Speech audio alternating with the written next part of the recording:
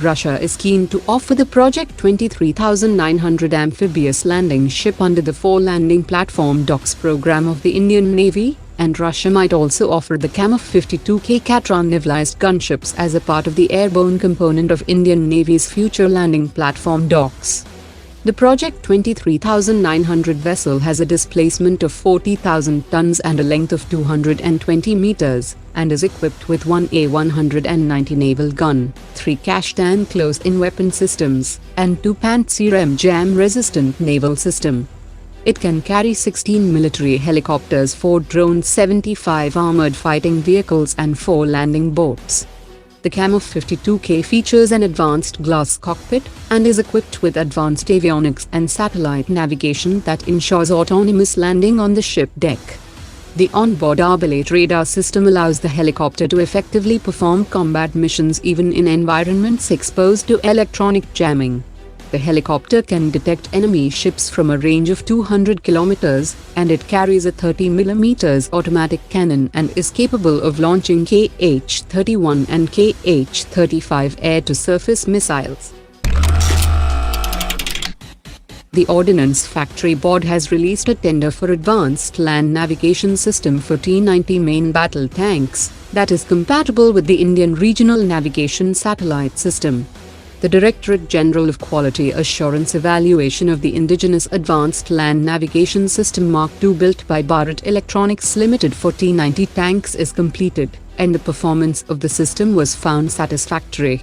The Phase 1 first of production model trial was completed, and the additional features were asked by the Army during trial, and after adding the additional features in software, the Phase 2 first of production model trial will be conducted this week. After successful first of production model trials, the commencement of production will be carried out. The Indian Navy has signed a contract with Bharat Electronics Limited to procure an unspecified number of DRDO-developed NADS naval anti-drone system that features both hard and soft kill capabilities. Bharat Electronics Limited will also sign similar contracts with the Indian Army and the Indian Air Force in the coming days. The NADS offers 360-degree coverage and uses sensors on multiple frequencies including radar infrared sensors and radio frequency detectors to detect hostile drones at 4 km range and jams them at 3 km range, and the laser-based hard kill system targets the drones at distances between 150 meters and 1 kilometer. The Indian Army is procuring high-altitude area winterization kits for 19 K9 Vajra gun systems. The Army has been testing its new K9 Vajra self-propelled howitzers in Ladakh region, and these winterization kits will help in effective deployment in high-altitude conditions, where temperatures are below -20°C. Based on the performance of the howitzers, the Army could consider placing additional orders for 40 additional guns for high-altitude areas, while the previous 100 guns were inducted for deserts and plains. Russia had offered the Alexandrit Class Minesweepers to India with local production in the past, but the talks between India and Russia was suspended, as the Indian delegation awaited the results of the operational evaluation of the first Russian Alexandrit Class Minesweepers.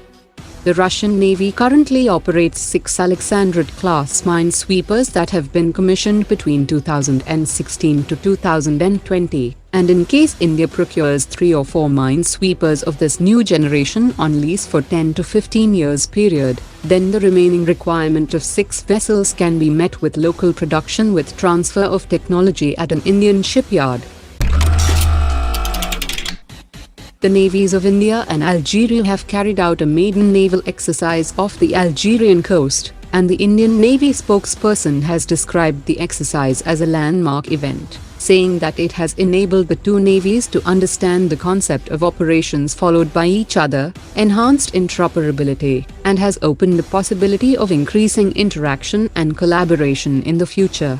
Algeria is a regional power in North Africa, and India has been focusing on boosting defense and security ties with various African nations in the last few years.